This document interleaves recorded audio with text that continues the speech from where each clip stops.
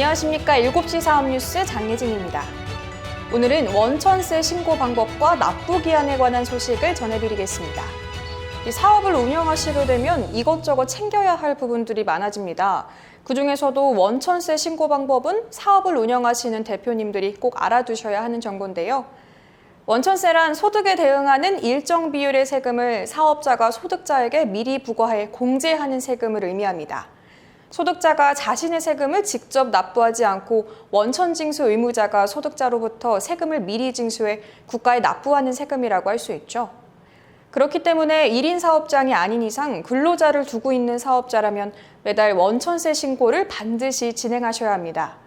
만약 사업자가 원천세를 공제하지 않고 급여를 지급할 시 사업자 본인이 원천세를 부담해야 할 수 있으니 각별히 주의하셔야 합니다.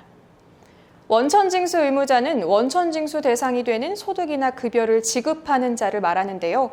원천징수 대상 소득에는 근로소득, 이자소득, 배당소득, 연금소득, 기타소득, 사업소득 등이 있습니다. 또한 사업자 등록번호나 고유번호가 없는 개인의 경우에도 원천징수 의무자에 해당되며 원천징수한 세금을 신고 및 납부해야 하는 의무를 지니게 됩니다. 현행세법상 3개월 이상 근무 시 정규직 직원으로 분류하고 있으며 일용직 근로자의 경우 일당의 15만 원까지는 비과세에 해당되니 15만 원 이상의 일당을 지급할 경우에 원천세를 징수해야 합니다. 상용 근로자인 정규직 직원과 고용 계약 기간이 정해져 있는 기간제 일용직 근로자의 경우 원천세 신고 방법이 조금 다른데요. 상용 근로자의 경우엔 근로소득으로 세금을 신고하면 되지만 일용직 직원의 경우엔 일용소득으로 세금 신고를 해야 합니다. 또한 매년 2월, 4월, 7월, 10월 말까지 전 분기에 대한 일용직 지급 명세서를 함께 제출해야 하니 꼼꼼히 확인하고 챙기시길 바랍니다. 매달 신고와 납부를 해야 하는 원천세, 귀찮은 분들이 많으실 겁니다.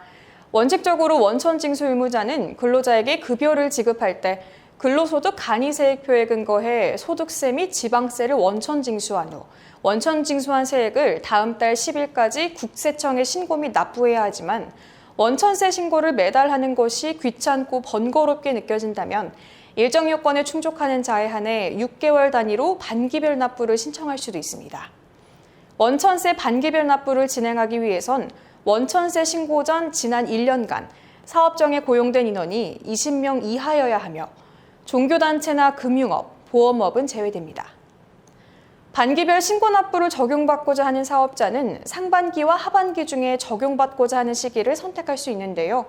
상반기부터 적용받기를 희망한다면 12월 1일부터 12월 31일까지, 하반기부터 적용받기를 희망한다면 6월 1일부터 6월 30일까지 원천징수 세액 반기별 납부 승인 신청서를 제출해야 합니다.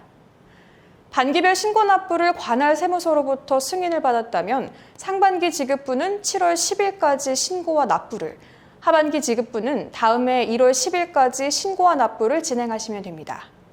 다만 신고 납부 기한을 지키지 못하고 넘어갈 경우 가산세가 부과될 수 있으니 반드시 기간 내에 진행하시길 바랍니다.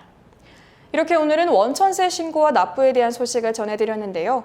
원천세 신고는 소득세나 지방세 등을 직접 계산해야 하기 때문에 실수가 발생할 수 있고 이로 인한 오차로 인해 가산세가 부과되는 등의 상황까지 발생할 수 있으니 반드시 꼼꼼히 확인한 후에 진행하시길 바랍니다.